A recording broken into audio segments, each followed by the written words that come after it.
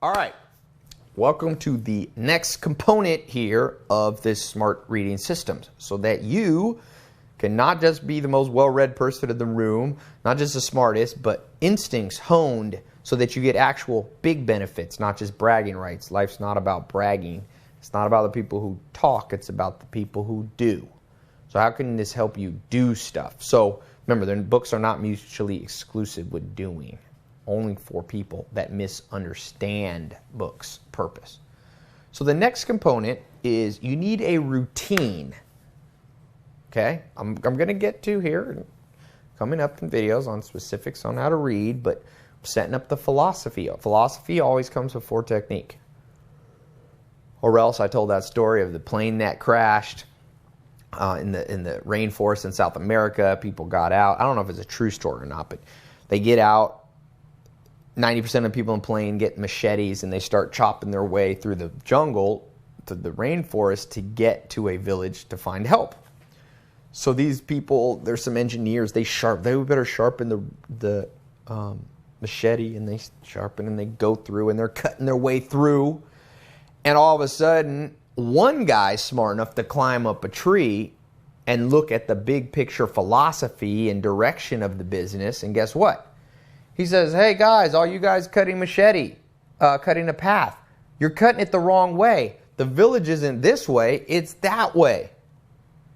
Now all the ones on the ground got mad because they're like, they were just good at technique. Ooh, we're cutting at 45-degree angles perfectly. I know how to sharpen this. But philosophy must come first. You must chop in the right direction. So the next philosophy, the next component here is the routine. Now, the routine and the type of books that you should read.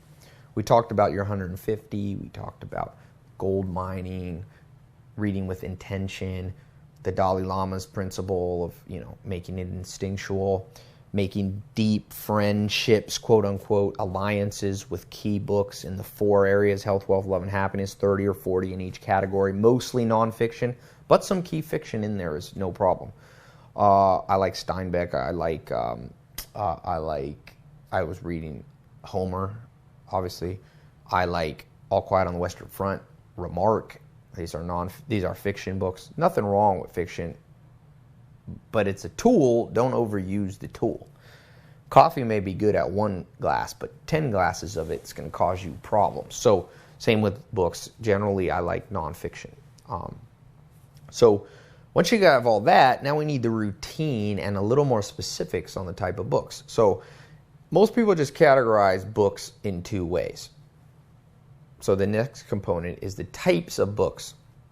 And I mean a little different than what we talked about before. Most people think of books as just fiction or nonfiction, or just categories like health book, wealth book. What I want to now talk about is subtypes. I believe there's about 3 types of books that you need to read continually. There's the classics. Okay, there's classics. Classics are books that have stood the test of time, that are at least 50 years old and highly respected. I love if they're more than 100 years old. Why? Well, it's not a guarantee that they're trustworthy, because remember, it's like anything in life. Who do you listen to? People get confused with reading because they listen to the wrong people. Who do you listen to? That's a big part of your life. So,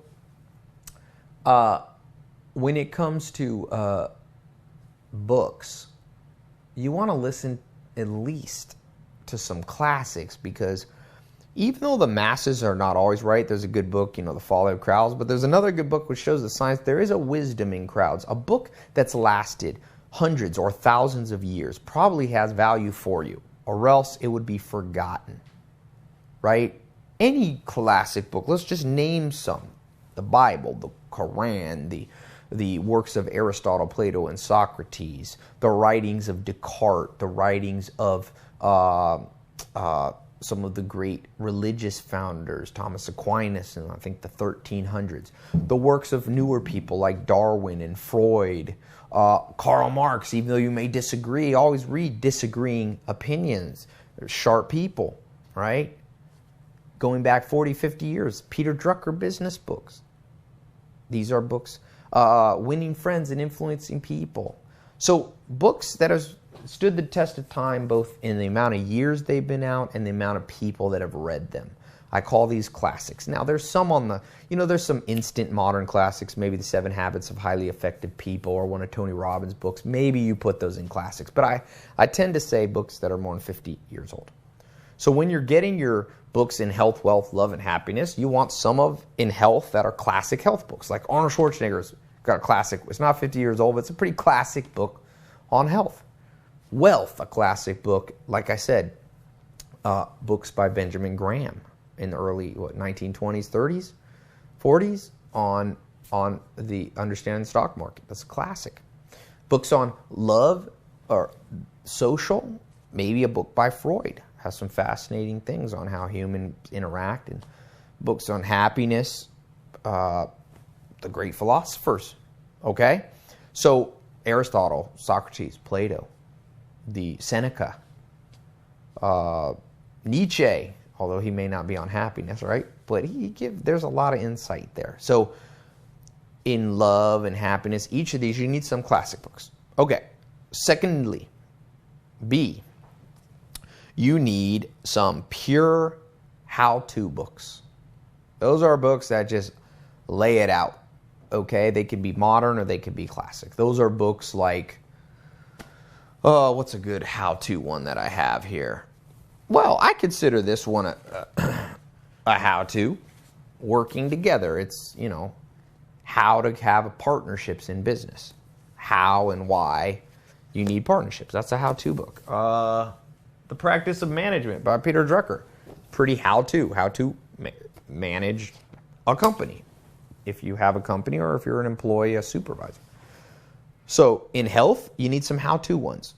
How to lift weights. Oh, in health, a classic one that's good is the story of Dr. Weston Price or the Hunzas. There's lots of cool classic. But for how-to in health, maybe you read Fit for Life or something like that. That's a very how-to one.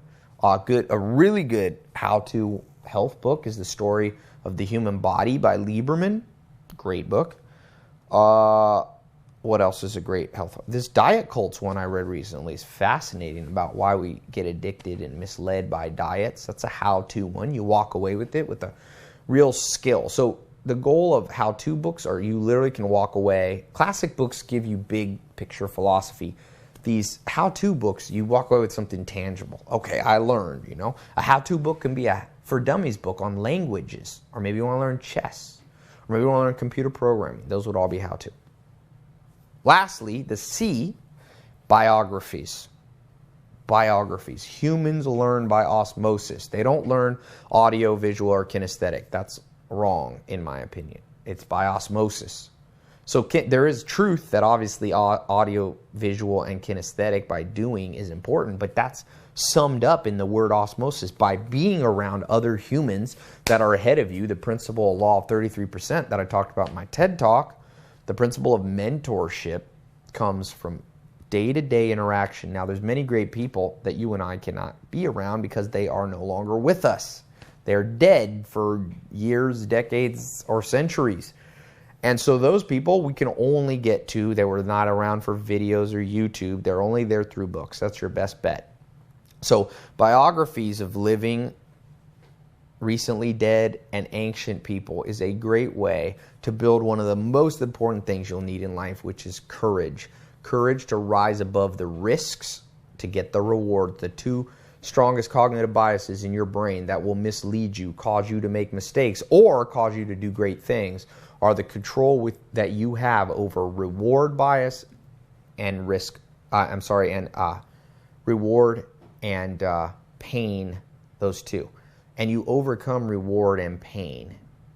Now, I put risk in that category. Maybe you're afraid of doing something new. That's all under the pain. Freud talked about this in a classic book, Civilization and Its Discontents, where he said, someone asked him the purpose of life. He said, that's too hard of a question, but I can tell you what the behavior of humans reveal as to their primary intentions and motivations. And he said, people move towards intense pleasure and move away from pain and discomfort. So the way to get those two, you will need courage to overcome fear of pain and to be able to focus on the goal. You want to start a business, you want to lose 20 pounds, you want to find love. It's going to take courage, and biographies, in my opinion and my experience and the experience of many people, are one of the foundational ways that you do that. You know, Conrad Hilton, I have his book here somewhere.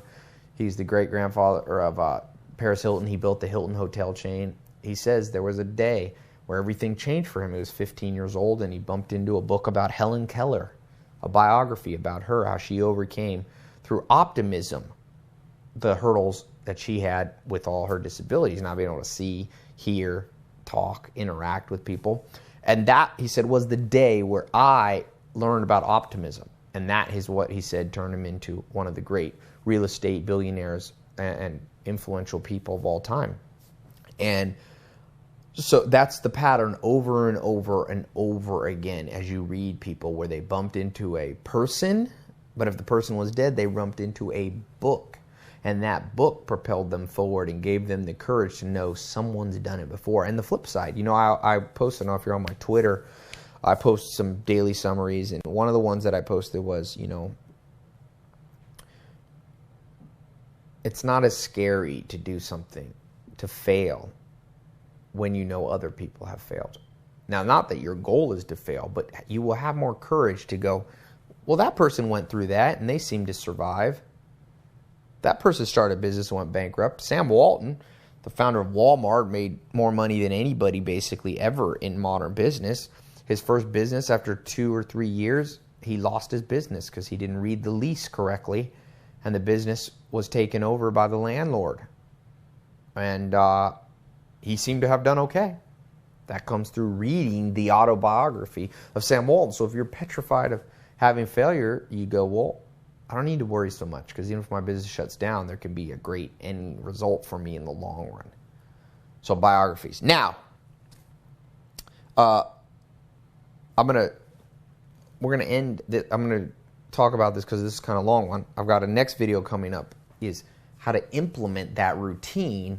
You need a set routine about those 3 books. So we're going to unlock the next video, very important one. I want you to answer a few questions, okay? What is the greatest classic book that you've ever read or heard about that you want to have in your library? For me, the greatest classic is the Will Durant series, The Story of Civilization. What's yours? It's a book, stood the test of time, should be at least ideally 50 years older or more, and many people have read it and liked it, obviously. The second thing is, what is an example of a book that is a how-to book? The best how-to book.